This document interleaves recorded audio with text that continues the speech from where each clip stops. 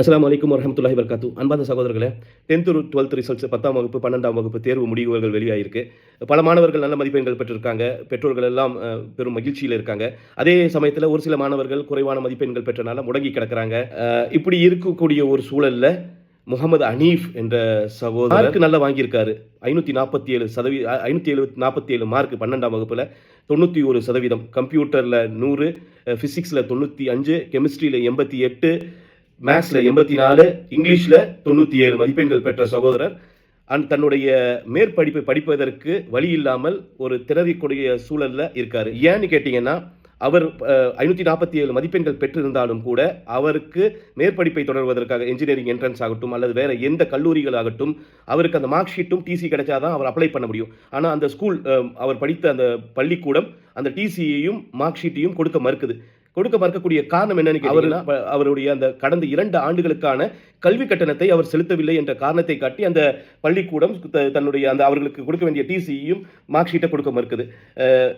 அவருடைய பள்ளி கட்டணம் எவ்வளவுன்னு கேட்டீங்கன்னா 1 லட்சம் ரூபாய். கடந்த 2 ஆண்டுகளுக்கான பள்ளி கட்டணம், புத்தகங்கள், புக்ஸ், டிரான்ஸ்போர்ட் எல்லாமே சேர்த்து 1 லட்சம் ரூபாய், கிட்டத்தட்ட 1 லட்சம் ரூபாய் தேவைப்படுவது. ஆனால் அவருடைய குடும்ப சூழல், அவருடைய தந்தை ஒரு வெல்டராக இருக்காரு, வெளிநாட்டில் வேலை செஞ்சிருக்காரு. ஏற்பட்ட விபத்தின் காரணமாக அவருக்கு ஸ்பைனல் கார்டு சர்ஜரி, இந்த முதுகு தண்டு அறுவை சிகிச்சை செய்யப்பட்டிருக்கு. மீண்டும் ரெஸ்ட் எடுக்க சொல்லியிருக்காங்க. அவர் ரெஸ்ட் எடுக்க முடியல. மறுபடியும் அதே வேலை, அவருக்கு தெரிஞ்ச வேலை வெல்டிங், அதையவே செஞ்சிருக்காங்க.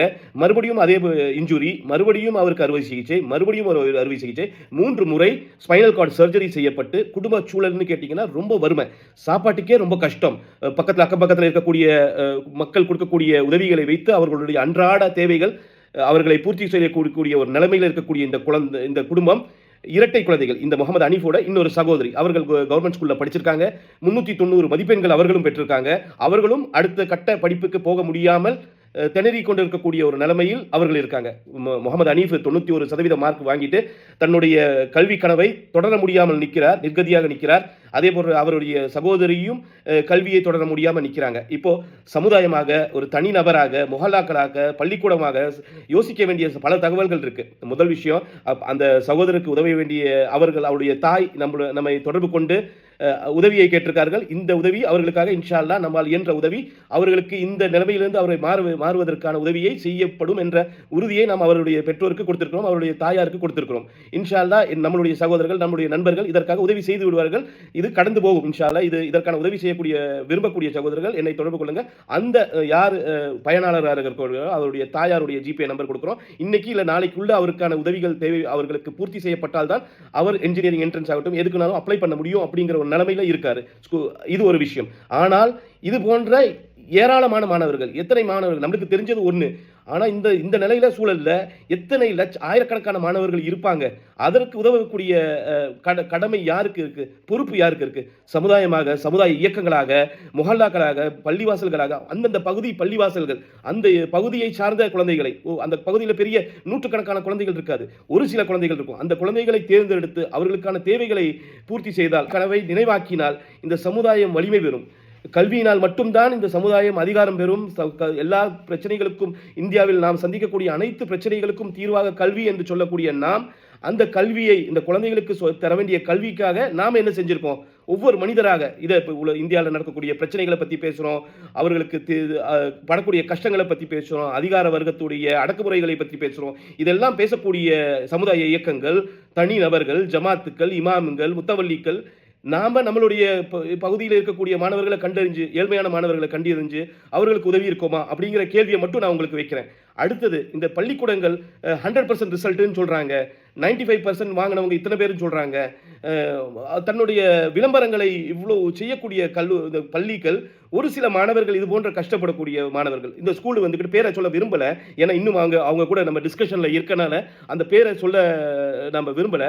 ஆனாலும் இதை விளம்பரப்படுத்தக்கூடிய, அட்வர்டைஸ் பண்ணக்கூடிய, அவர்களை இது போன்ற மாணவர்களை வைத்து அவர்கள் வியாபாரப்படுத்தக்கூடிய இந்த கல்லூரிகள் ஆகட்டும் அல்லது பள்ளிக்கூடங்கள் ஆகட்டும், இது போன்ற ஏழ்மையான மாணவர்களுக்கு, ஒரு சில மாணவர்களுக்கு தன்னால் இயன்றதை கொடுக்கலாம்னு பார்த்தா அதை தள்ளுபடி பண்றதுல அவங்களுடைய நிலைமையை பார்த்தீங்கன்னா, அந்த பையனுக்கு, அந்த சகோதரனுக்கு புக்ஸ் கொடுக்கப்படலை. ஏன் கொடுக்கப்படலைன்னா ஃபீஸ் கட்டலை. புக்ஸ் இல்லாமல் இந்த பையன் 547 மார்க் வாங்கியிருக்கான்.